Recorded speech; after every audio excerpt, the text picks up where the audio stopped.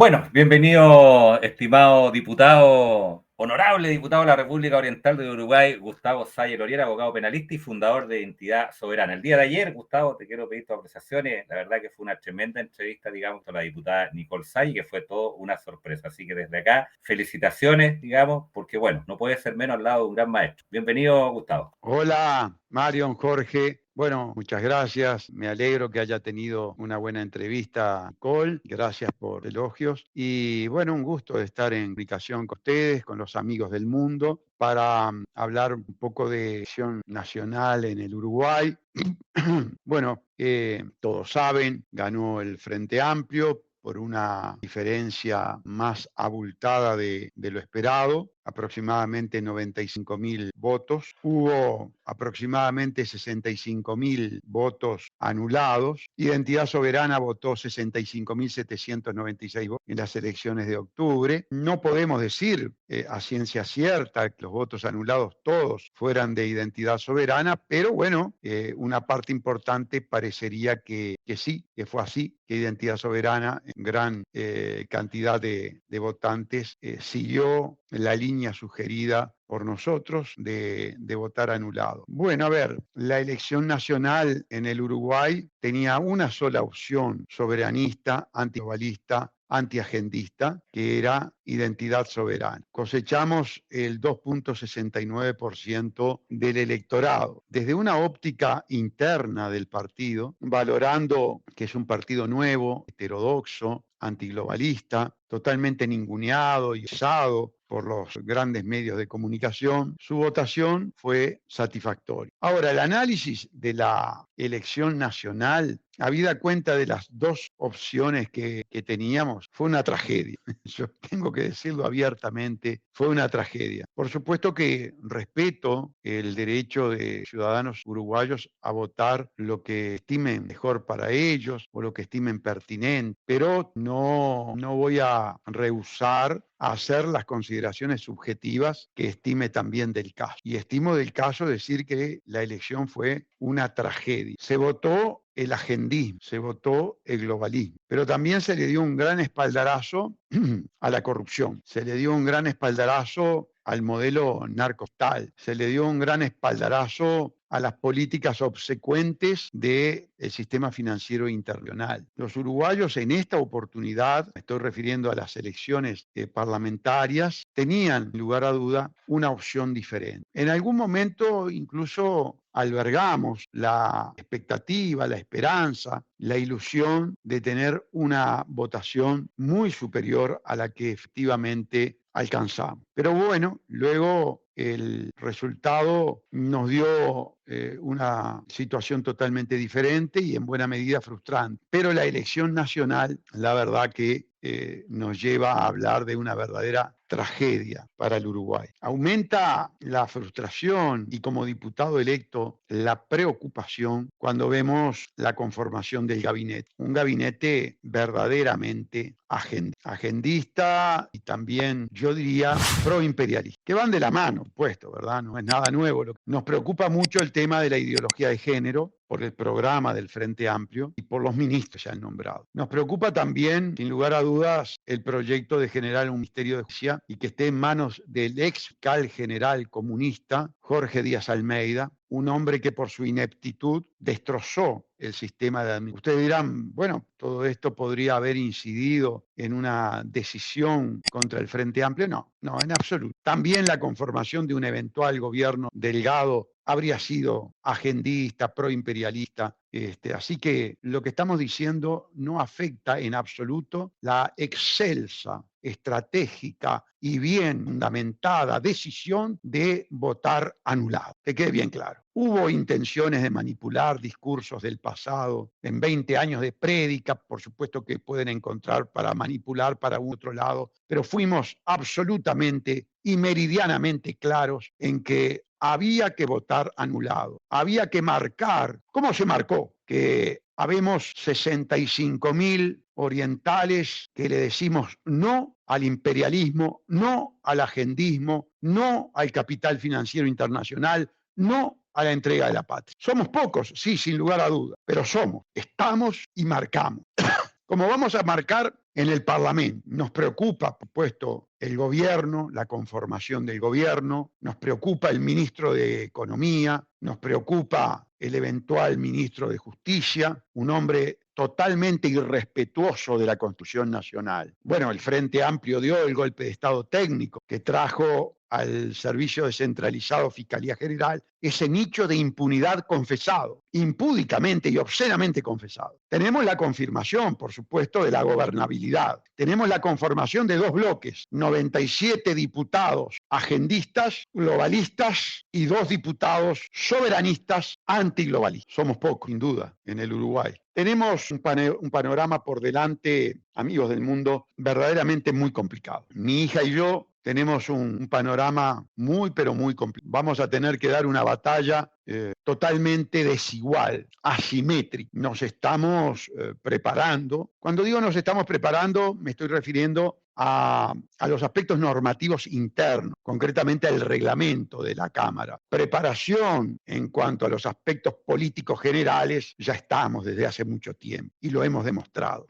Vamos a tener una diputación de puertas abiertas, lo hemos dicho, ya está sucediendo. Ya hay cantidad de sectores de la sociedad que se están comunicando, planteando todo tipo de problemas. Padres que se ven extorsionados para inocular a sus hijos, un tema que nos preocupa enormemente. La soberanía individual, la soberanía sobre tu propio cuerpo, la libertad de manejar tu cuerpo con absoluta soberanía e independientemente de las políticas extorsivas o totalitarias del Estado. Por supuesto que entramos al Parlamento y esta es una preocupación que inmediatamente la trasladará Nicole Salle como proyecto de ley, el respeto irrestricto a la soberanía y a la libertad para actuar sobre nuestro cuerpo. Prohibir la vacunación obligatoria, prohibir que haya escollos o que haya políticas que extorsionen, intimiden a los padres a inocular a sus... Pero como ustedes comprenderán, son enormes la cantidad de áreas en las que tendremos que enfrentar. En el plano interno, ustedes saben que nosotros somos absolutamente transparentes. Estamos experimentando una situación de trauma propio del crecimiento. Yo le diría dolores del crecimiento. Había una estructura fundacional que nos llevó al éxito y por lo tanto nuestro total reconocimiento por la gestión de esa estructura fundacional, por esos referentes, esos militantes, esos candidatos a los distintos puestos electivos. Se trabajó bien, se trabajó con eficiencia y el trabajo fue coronado por el éxito. Ahora bien, esa estructura fue una estructura provisional. El partido, cuidado que esta postura de las manos es simplemente ocasional, porque siempre sale alguno que dice que soy masón porque pongo las manos así. No soy masón.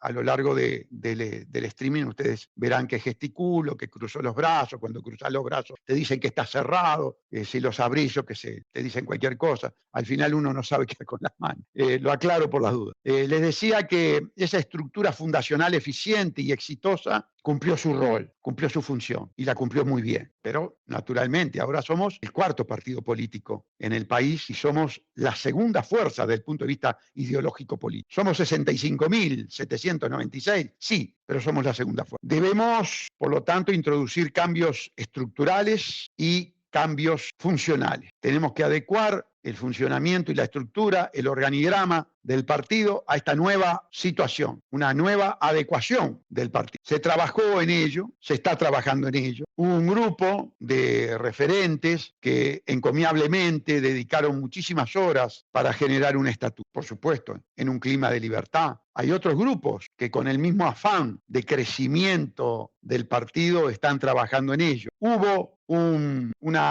congreso extraordinario e informativo, se informó del nuevo estatuto, hubo rispideces entre quienes llevaron adelante el proyecto de reforma del estatuto y las autoridades fundacionales. Estamos en un proceso de estudio, estamos en un proceso de acercamiento de las posiciones, estamos en un proceso de crecimiento y consolidación. Por supuesto, como referente, como diputado, me preocupa mucho mantener la unidad del partido, el buen relacionamiento del partido, y vamos a trabajar en ello. Estamos también con la preocupación del tema de la sede, que como espacio físico para el trabajo de complementación con los diputados es muy importante, se está trabajando en ello. lo tenemos que hacer con prudencia, con cautela, buscando además el mejor edificio, la mejor logística, la mejor ubicación para ese trabajo complementario. Por lo tanto, tiene que ser un inmueble que esté cerca del Palacio Legislativo para tener una rápida conexión entre las comisiones que trabajarán en la sede y las comisiones parlamentarias en las que trabajaremos Nicolás. Ustedes comprenderán que 2 diputados tienen que abarcar todo el espectro competencial temático de la vida nacional. Consecuentemente necesitamos apoyo. Se realizó una nueva filiación. En la nueva filiación, a mi juicio, se introdujo un elemento con el cual particularmente no estoy de acuerdo, que es pedirle a los afiliados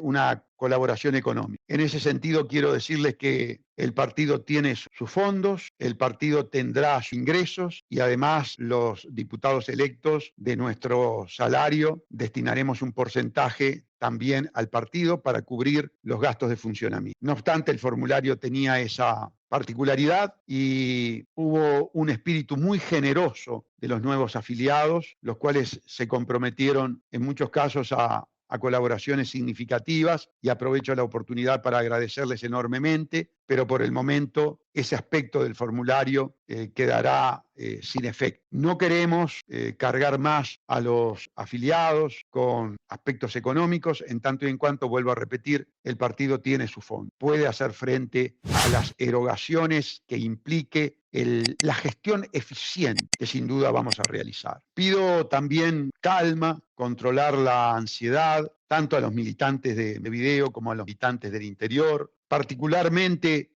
vamos a realizar un viaje de familia, contemplando en parte lo que fue el sacrificio de la familia en esta larga campaña electoral que para nosotros se arrastra desde el 2019, que por supuesto se intensificó en estos últimos tiempos, pero que, vuelvo a repetir, familiarmente se arrastra desde el 2010. Los quiero poner al tanto, es un viaje que hacemos con mi esposa Alba, vamos a Portugal y retornamos en un cruce del Atlántico en barco. Bien, siguiendo con el tema de la reestructura del partido, le decía que nos estamos manejando con el tema de la sede, pero lo queremos hacer con mucha cautela, con mucha ponderación, para que no haya errores en lo que estamos haciendo. Bien, me importa mucho destacar que el funcionamiento del partido en la gestión legislativa tendrá un trabajo en el Palacio Legislativo, en lo que se llaman las comisiones permanentes, y un trabajo espejo en la sede, donde se integrarán aquellos militantes que con su expertise puedan colaborar en las distintas áreas temáticas de la vida nacional. Se irá abriendo un periodo de reclutamiento, por decirlo de alguna manera, en el que naturalmente, y esto no es que tengamos criterios discriminatorios, sino que tenemos criterios selectivos en el sentido de buscar que la persona que generosamente quiere colaborar lo haga en el área en la que tiene una expertise, en la que tiene un conocimiento, en la que tiene una experiencia de vida. No estamos hablando de títulos universitarios, que bienvenidos lo sean, títulos técnicos, profesiones. Estamos hablando de aquel que tiene un conocimiento que puede aportar en el área temática de la comisión. Simplemente eso. Por eso es bueno, no es un elemento indispensable, pero es bueno, en la medida de lo posible, adjuntar un currículum, porque eso permite a quienes tengamos la tarea de armar las comisiones hacerlo correctamente, es decir, direccionando al colaborador, al generoso colaborador, porque es tiempo de vida que invierte en el área en la que se desenvuelve mejor por su conocimiento, experiencia, por su capacitación. Vuelvo a repetir, esto no se trata de ser discriminatorio o discriminativo, sino simplemente buscar la mejor ubicación para el militante que viene a colaborar. Estamos de puertas abiertas para esas comisiones. En el plano legislativo vamos a tener asesores, vamos a tener secretarios para llevar adelante la mejor gestión, sin lugar a ninguna duda. No se trata de burocratizar el partido, sino de dotarlo de una estructura y un funcionamiento que a 2 diputados que tienen la responsabilidad de enfrentar a 97 diputados lo hagan de la forma más eficiente posible. Ya hay muchas inquietudes en Montevideo y muchas inquietudes en el interior. Queremos despejar una duda. En realidad, de los 19 departamentos, solamente 5 tienen convención departamental. Este es un partido nuevo, un partido que a nivel departamental tiene un trabajo inferior a un año. Consecuentemente, el partido necesita generar referentes departamentales que por sí mismo puedan despertar el interés electoral de sus vecinos. Ustedes comprenderán que con menos de un año no hay referentes que puedan llevar adelante esa labor. Ustedes saben que el candidato a diputado en los 19 departamentos fui yo, que la suplente en los 19 departamentos fue Nicole. Consecuentemente, la figura que constó, que atrajo el voto en esta elección fue la figura del referente, de quien está hablando, del doctor Salles. Para el futuro tenemos 5 años en los que seguramente militantes de los 19 departamentos llevarán adelante una esforzada labor de gestión, una esforzada labor de conocimiento y comunicación con los vecinos, de manera tal que en la próxima elección departamental tengamos consolidado a los líderes departamentales, cosa que en este momento no existe, no es real, no se da en la práctica. Sería un esfuerzo en vano y además una dilapidación de recursos económicos que muchos los precisamos para una excelsa gestión legislativa, motivo por el cual el partido ha decidido no presentarse en las elecciones departamentales. Esta es una decisión ya tomada, aceptada de buen grado por la gran mayoría de los militantes y adherentes. No obstante, tengo que reconocer que han habido voces críticas, algunas de ellas muy descomedidas en este sentido, muy descomedidas incluso de gente que recién se apartaba de otros partidos y que tal vez no comprendió bien el espíritu, la ideología, los valores con los que se maneja identidad soberana. Han habido inclusive comentarios muy desafortunados de gente muy nueva en el partido. A esa gente, o mejor dicho, para esa gente tenemos 2 reflexiones. Una, que no es bueno que en los grupos de WhatsApp y que en las redes se manifiesten de forma tan descomedida, tan críticamente destructiva con respecto a los referentes, a los diputados y al partido. Llamamos a tener una postura más sensata, más meditada. De no ser así, de estar tan en desacuerdo con esta medida, bueno, hay otros partidos, pueden militar en otros partidos. Creo que el mensaje es claro. Si es un afiliado, por supuesto que nosotros reconocemos la libertad de expresión, pero también en ese sentido les quiero decir que no vamos a permitir que eventuales infiltrados abusen de esa libertad para denostar, descalificar e injuriar. Allí el partido tiene sus mecanismos disciplinarios. Bien, respecto de la labor legislativa, nosotros, ustedes lo saben, ya lo hemos dicho, somos inexpertos, nunca fuimos legisladores, ni Nicole ni yo. Consecuentemente, les pido paciencia. La gente, inclusive los medios de comunicación, algunos de ellos tal vez con una doble intención, permanentemente están con, bueno, ¿y cuáles son los primeros proyectos que van a presentar el 1 de marzo a las 8 de la mañana? No, señores, tenemos 5 años por delante. Un proyecto de ley es una responsabilidad muy grande, tiene aspectos técnicos jurídicos que a nosotros nos preocupa manejarnos de forma excelsa, cosa que no está aconteciendo con las leyes en los últimos tiempos o desde hace mucho tiempo en el Uruguay. Tenemos que pagar un derecho de piso, tenemos que conocer el paño donde nos vamos a desempeñar. Por eso pido calma también en ese sentido. Permítasenos actuar con ponderación, con responsabilidad, con cautela y con un criterio fundamentalmente precautorio de acciones que eventualmente se pueden dar y que serían altamente perjudiciales para los diputados si no actuáramos con la debida solvencia, ponderación, yo diría incluso desconfianza. Este partido tiene una característica en lo que refiere a la representación parlamentaria y es su condición de monolítico. Y vaya que eso es importante en la política. Es más, yo les tengo que ser muy sincero, nos preocupó mucho el tema de las divisiones y las confrontaciones en ese cabildo, o en esa asamblea, o en esa reunión, o en ese congreso extraordinario, pónganle el nombre que quieran. Es sano, había inclusive estudiantes de politología que decían, doctor, no se preocupe, esto es absolutamente sano. Yo creo que sí, pero es sano siempre y cuando lo tomemos como el punto de partida para tratar de llegar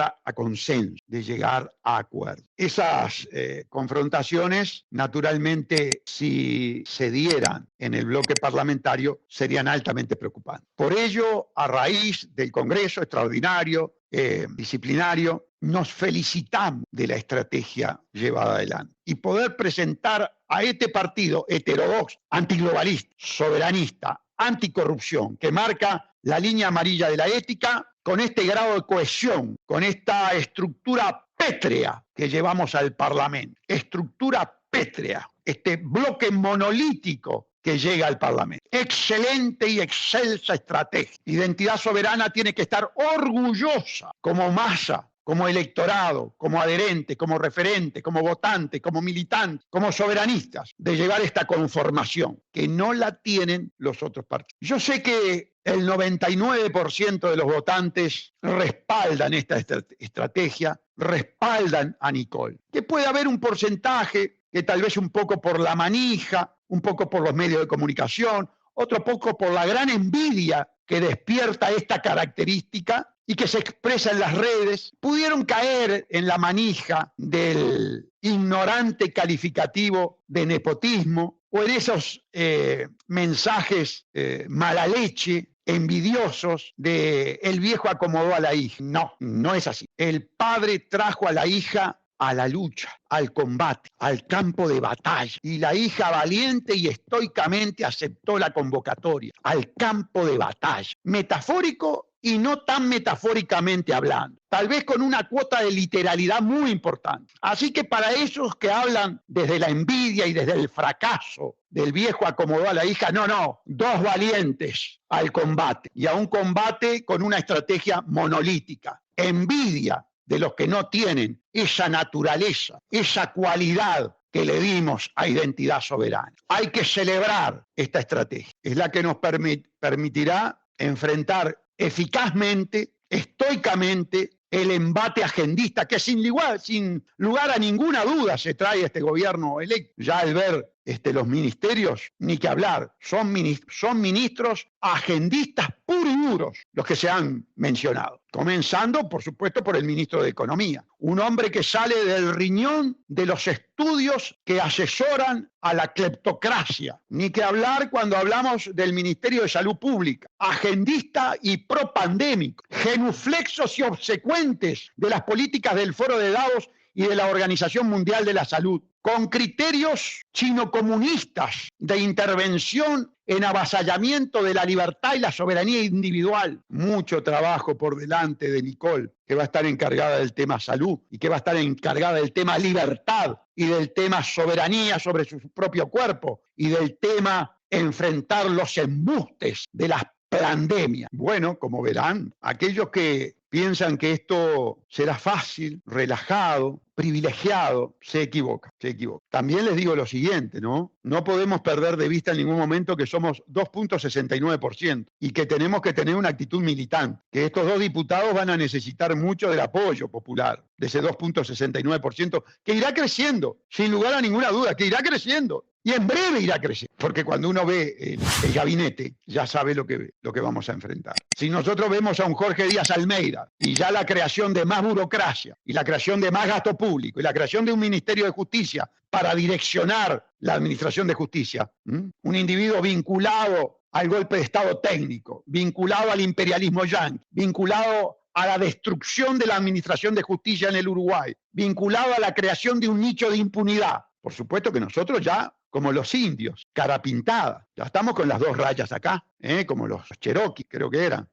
Por supuesto. Y no, miren, no hay ningún problema en decirlo de primera. las cositas claras. Ya cuando vemos todo el tema de la ideología de género metida en el gobierno, ¡sac! Ya pintados para la guerra, ¿no? La guerra, metafóricamente hablando, comprenda, estamos hablando en términos metafóricos, siendo más explícitos, preparados para el enfrentamiento argumental, jurídico, filosófico, político, social, cultural, psicológico. A eso me estoy refiriendo, pero muy preparado. Vemos inclusive en los discursos de los partidos agendistas, vemos incluso en los discursos no de los politólogos. Politólogo uruguayo prácticamente no se puede escuchar. Y les voy a decir por qué. Politólogo uruguayo, en su gran mayoría, no todos, pero en su gran mayoría, consideran al Uruguay un país soberano, libre e independiente. Entonces, y que los políticos tienen un campo de acción del 100%. Bueno, cuando usted tiene esa óptica tan disparatada y ajena a la realidad, ya no da para hablar, ya no da para escucharlos. Yo tuve la suerte de que dos estudiantes de politología se acercaron en el Congreso Extraordinario. Le preguntaba por sus profesores, le preguntaba por cómo enfocaban la política, le preguntaban si se contextualizaba al Uruguay como país totalmente dependiente, endeudado, extorsionado, coaccionado, que ahora después voy a analizar la coacción que sufrió toda la partidocracia uruguaya, y contesta que no se habla de las agencias calificadoras de riesgo, del Banco Mundial, del Fondo Monetario Internacional, de la Reserva Federal, del Banco Internacional de Pagos, del Foro de Davos, del Club Bilderberg, del Consejo de Relaciones Exteriores, de la masonería, del sionismo, del jesuitismo, es decir, todos estos de los fondos de inversión.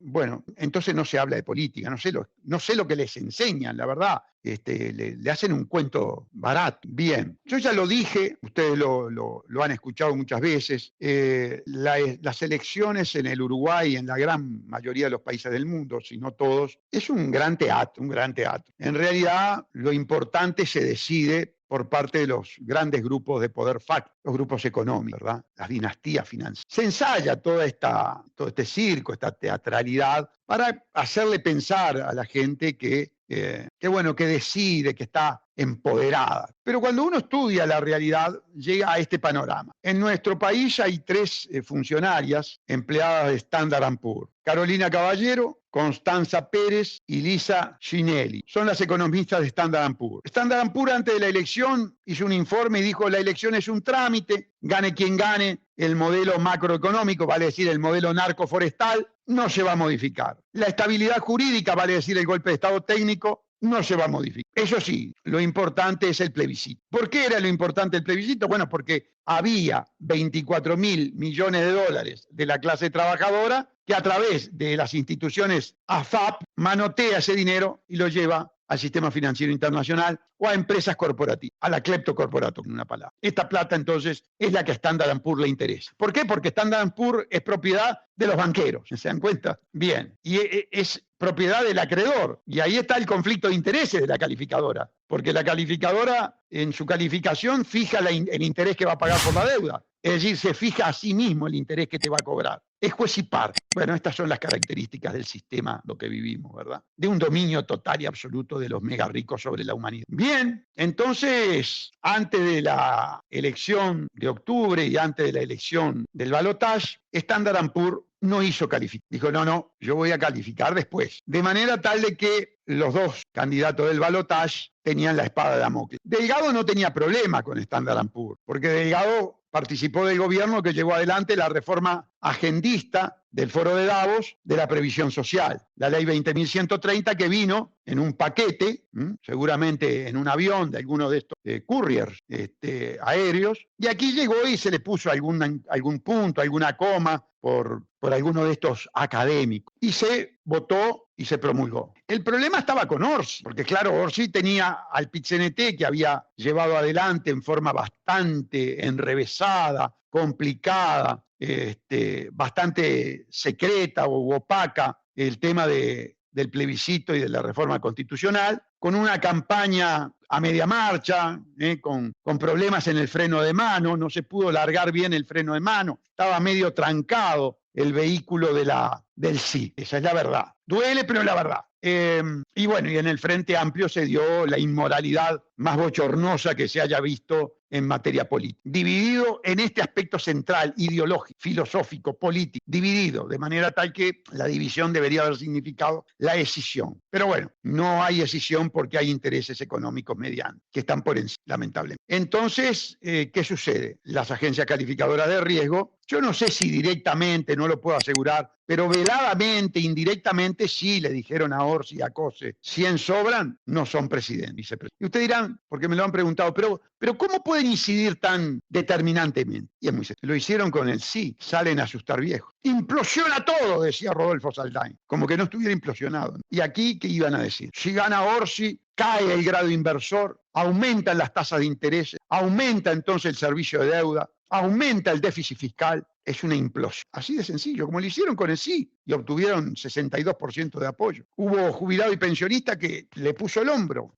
Entonces ahí está la intimidación, ahí está la gravitación de las calificadoras de riesgo. Yo hablo de Standard & Poor's, pero en realidad son las tres diosas del mercado que además actúan coordinadamente porque tienen sus mismos dueños, que quede claro, tienen sus mismos dueños. Y por eso Orsi no ensobró, por eso las AFAP continúan, no se pueden sacar. Ustedes se imaginarán que si ya con la reforma constitucional había dudas, por ley imposible. Además, Orsi ya se encargó de decir que no se van a sacar, no se van a eliminar y que puede haber algún tipo de retoque que en ese sentido, señores, lo vamos a estudiar muy detenidamente. Lo vamos a estudiar bajo la consigna, además, de que el pueblo laudó, de que hay un 62% de los uruguayos que está de acuerdo con la ley 20.132. Me podrán decir, bueno, no sabían, se asustaron.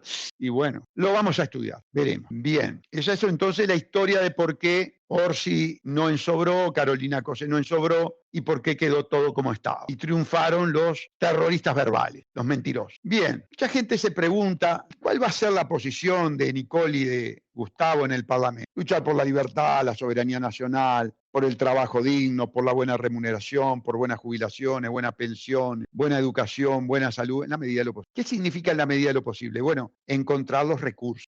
Sí hay recursos. ¿Habrá disponibilidad, habrá disposición de los 97 colegas en recortar donde se está, por ejemplo, robando, dilapidando, porque robar se roba, ¿no? Horas extras en forma abusiva, ya está comprobado que sucede, ¿verdad? Sabemos que hay construcciones que se pagan 3 veces el valor del coste inicial, sabemos que hay clientelismo, sabemos que hay contratos secretos, entonces hay de dónde sacar. Ese es el gran desafío. Ahora, somos 12, ellos son 97. ¿Qué podemos hacer? Bueno, transparentar. No se quiso tocar, por ejemplo, los privilegios del Ministerio de Relaciones Exteriores. No se quiso tocar las compras directas del Ministerio de Defensa. No se quiso tocar la investigación del Ministerio de Transporte respecto de esas 3 empresas que tienen la mayor parte de las obras y que dicen que esas obras son sospechosas. Bueno, todo eso es lo que digo, estoy del lado de afuera todavía, ¿no? Hoy pasé por la parte periférica de casualidad del Palacio Legislativo. Por ahora estoy en la periferia. El tema es cuando estemos adentro. Allí seguramente vamos a tener y vamos a utilizar todos los medios de comunicación a nuestra disposición, entre ellos privilegiadamente Canal Dirección Correcta. Veremos qué es lo que sucede con Undertake Media.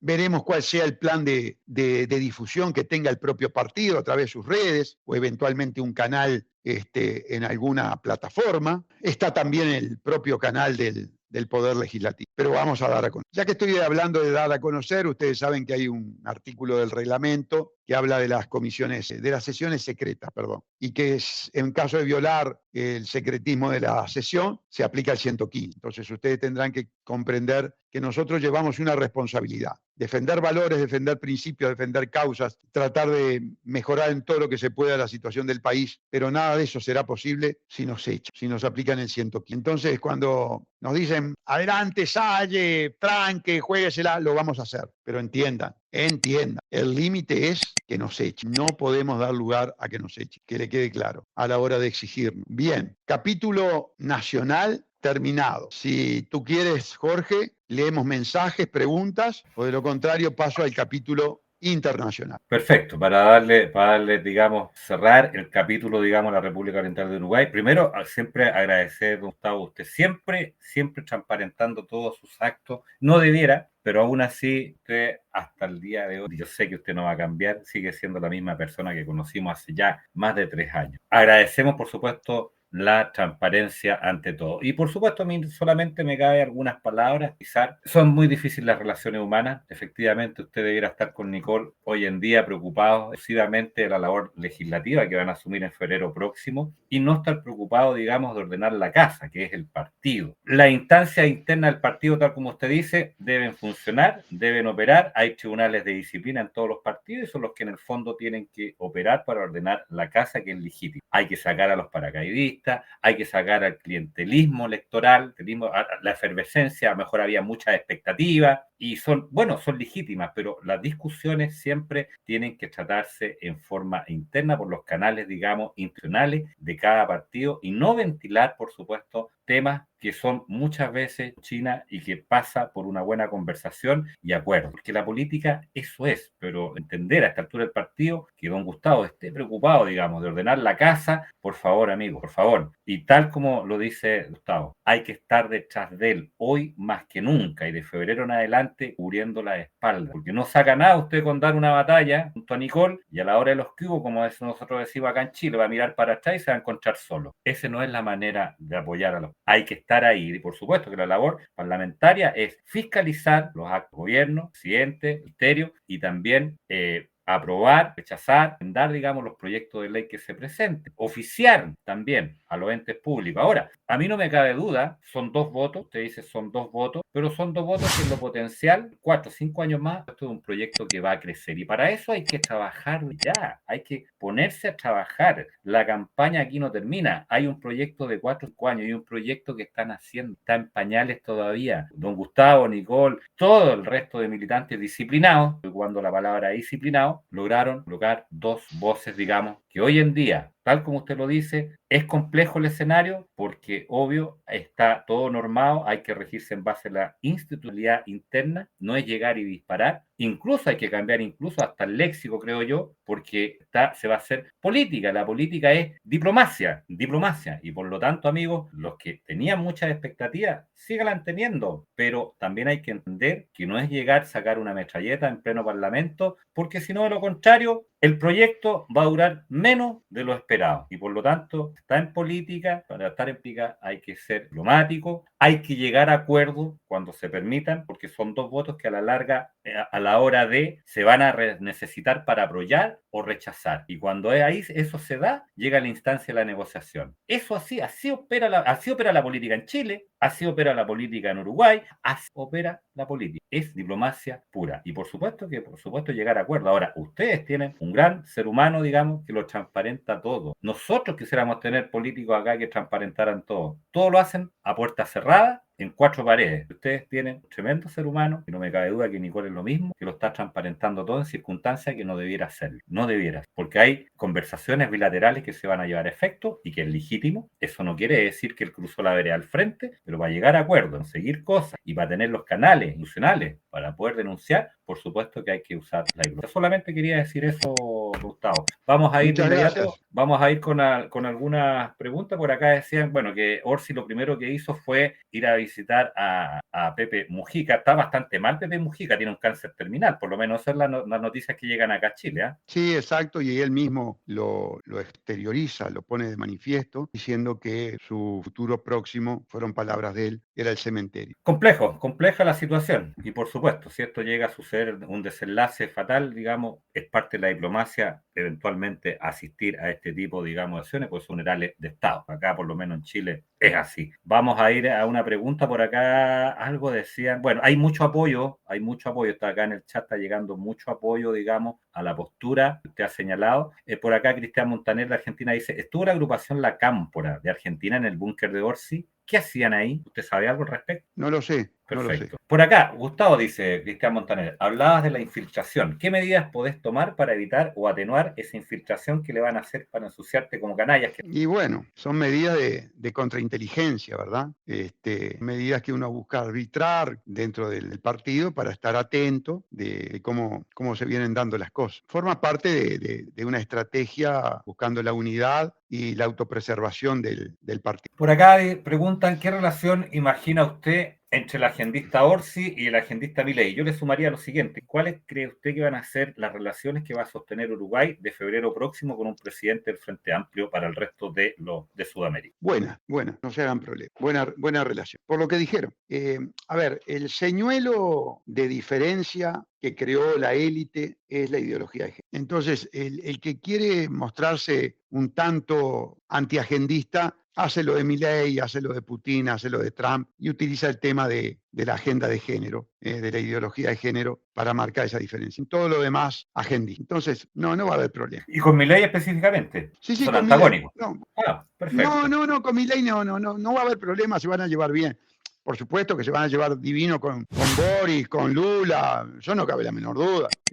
Pero no, con Milei tampoco va a haber cortocircuito importante. Alguna declaración teatral, algún chisporroteo teatral, de un lado y del otro, porque además hasta combinado, porque le conviene a uno y a otro. Teatro.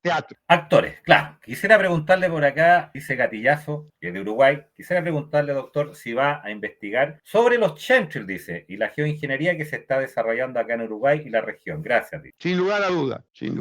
Sí, claro que sí. Vamos a investigar sobre eso, sobre las antenas 5G, sobre las inoculaciones, sobre todo lo que el político tradicional uruguayo llama conspiranoico. No se hagan problema, vamos a investigar. Adelante, don Gustavo, con el siguiente tema. No hay más preguntas al respecto. Bien, bueno, el siguiente tema es de carácter internacional. Se imaginarán que el tema que nos ocupa, por un lado, son las brutales acciones de crímenes de guerra que lleva adelante el gobierno de Israel, concretamente el prófugo de la justicia penal internacional, el criminal genético Benjamín Netanyahu, y por otro lado, evidentemente, el conflicto de Estados Unidos con... A esta altura del partido, señores, ya tenemos que hablar de la guerra entre Rusia y Estados Unidos. Vamos a tratar de evitar todos estos eufemismos, todas estas políticas distractivas. Aquí ya tenemos un enfrentamiento cuasi directo entre Estados Unidos y Rusia. Naturalmente está con la espada de Damocles, no puede perder esta guerra. Si pierde esta guerra es la balcanización de Rusia. Objetivo de larga data de Occidente, sin lugar a ninguna duda. Consecuentemente, se puede poner sobre la mesa, no es alarmismo, el uso de material bélico nuclear. El famoso misil hipersónico Oreshnik ya fue utilizado, una advertencia, sin ojivas nucleares.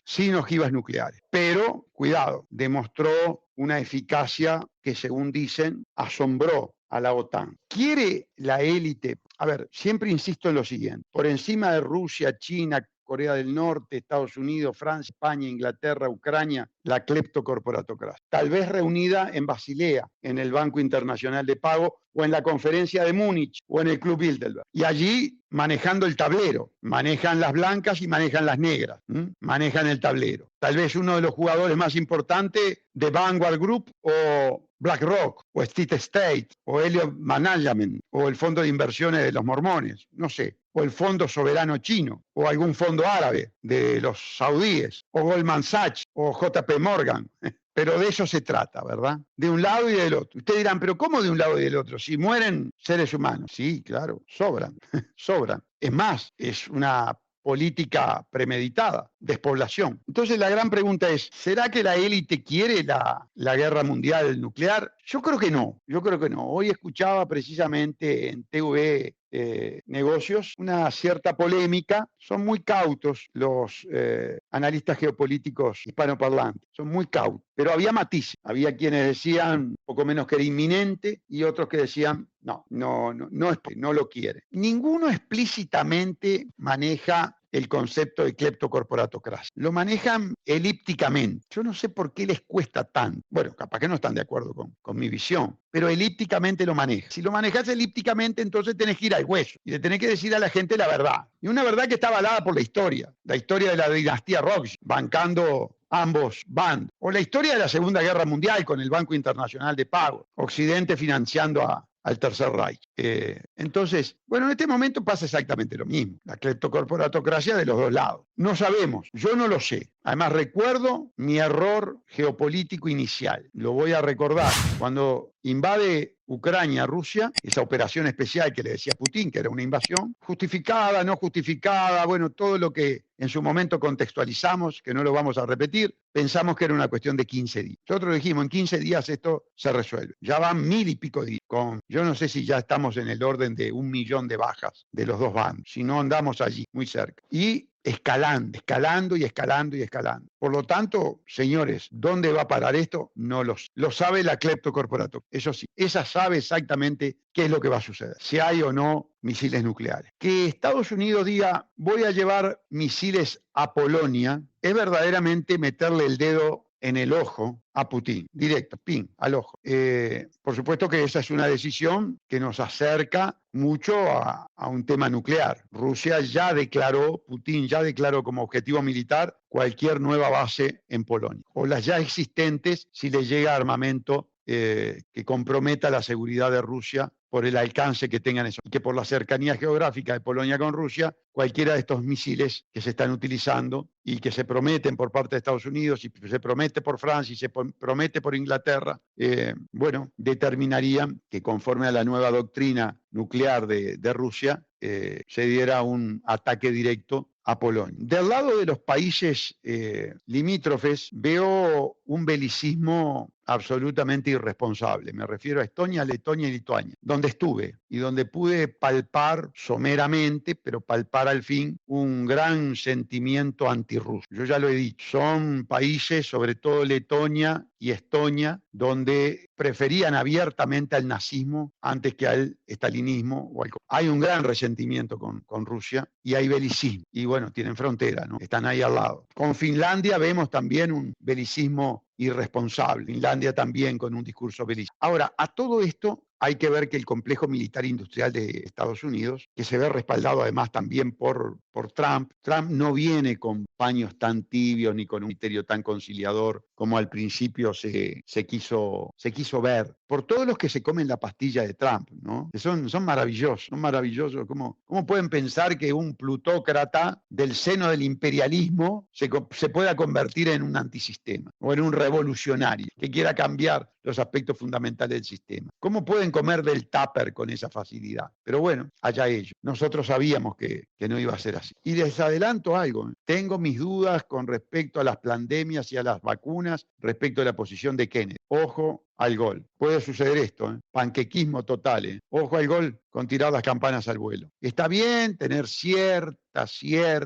esperanza, porque no se puede vivir en la desazón permanente, pero agarradito con pince. Bien, hay un clima belicista mundial. Un avión americano de espionaje transitando por el estrecho de Taiwán, por lo que China considera territorio nacional, inmediatamente aviones cazas chinos que salen a interceptar y a marcar la cancha, como cuando los perros marcan el territorio. Bueno, eso hacen los chinos con los aviones. El tema de los aranceles, el anuncio por parte del futuro ministro de Comercio en el sentido de una política comercial belicista, arancelaria, proteccionista. También del mismo modo para Canadá y México. Una advertencia a la OTAN, a los países europeos, en el sentido de, señores, como decía Samuelson en la década del 70, cañones o mantequilla, la famosa dicotomía presupuestal. Si se arman para la guerra, si le compran a Estados Unidos o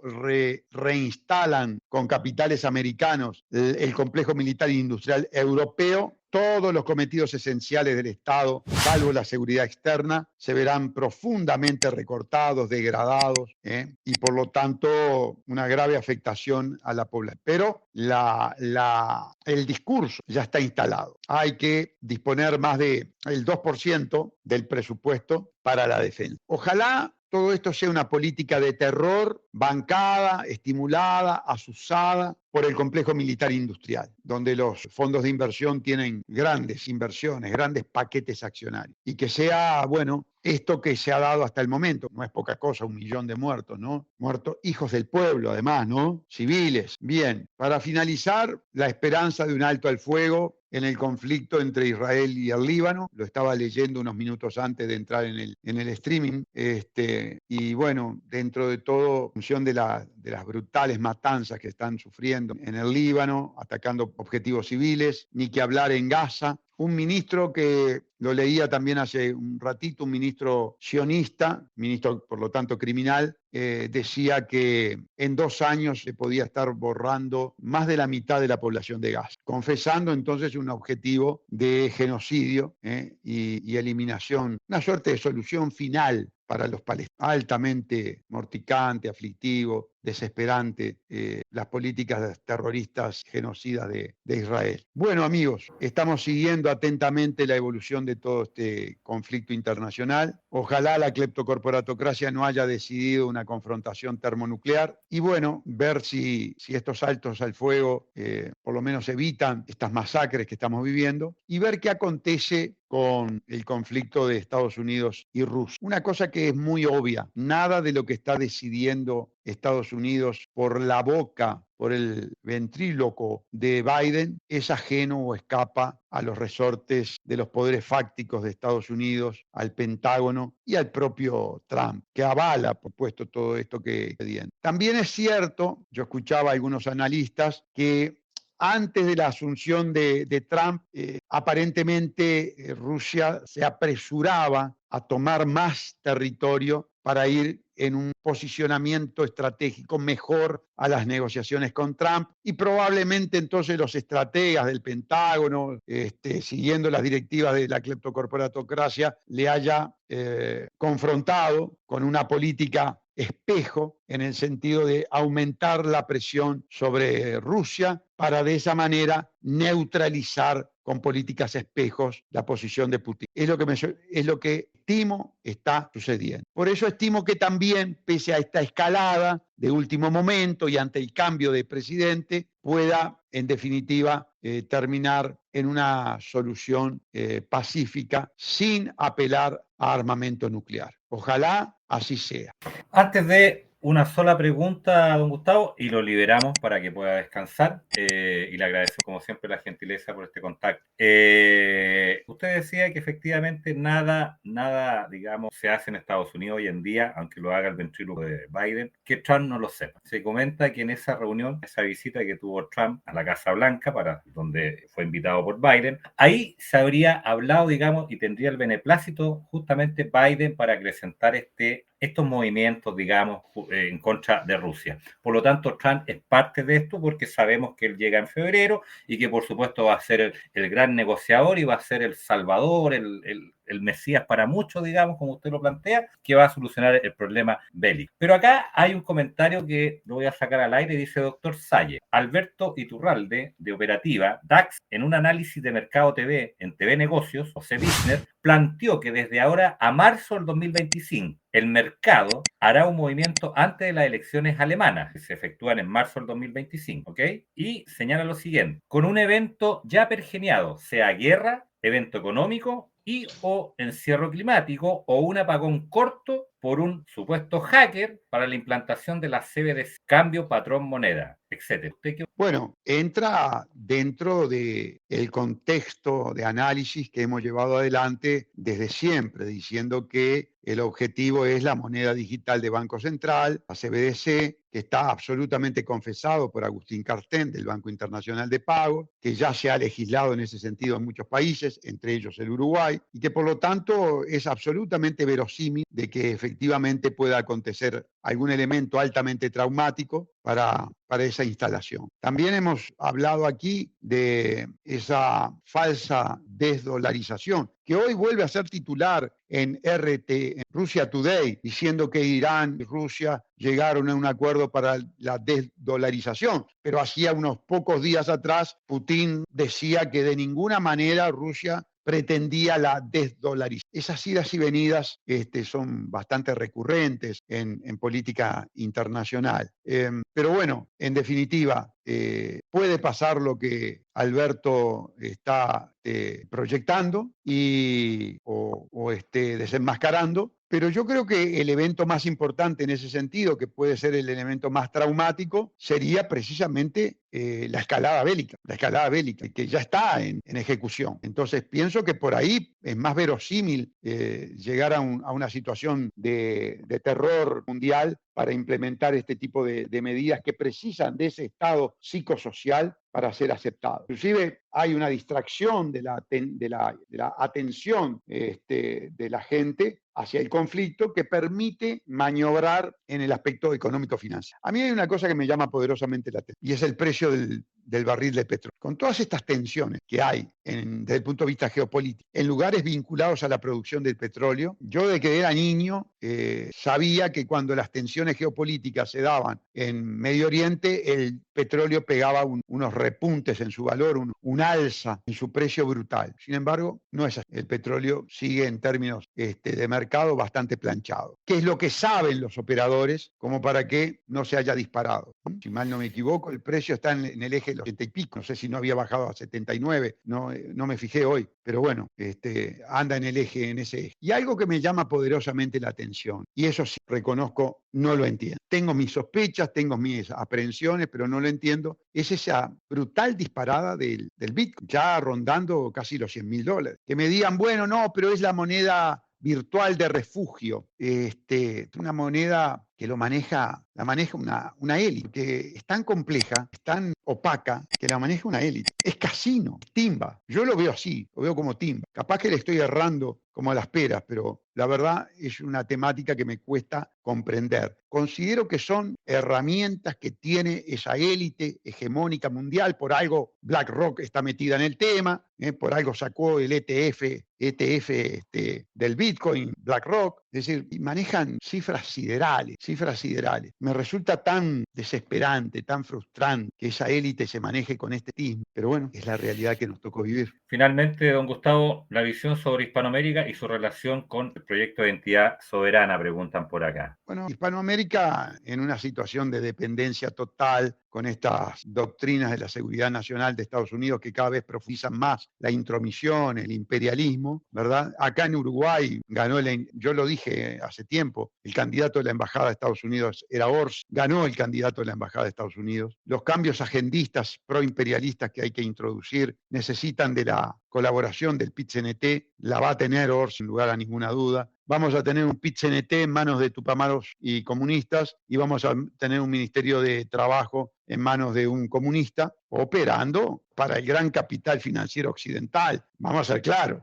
Operando para la Agenda 2030, operando para la CBDC, operando para una política tributaria que oprima y elimine a la clase media y beneficie a las grandes corporaciones, que quede claro, ¿no? Endeudando al país, trayendo la renta básica, muy probablemente. Muchas gracias, estamos en contacto. Estamos en contacto, a la vuelta y que tenga buen retorno. Muchas gracias, don Gustavo, como siempre. Chao, chao. Chao, chao.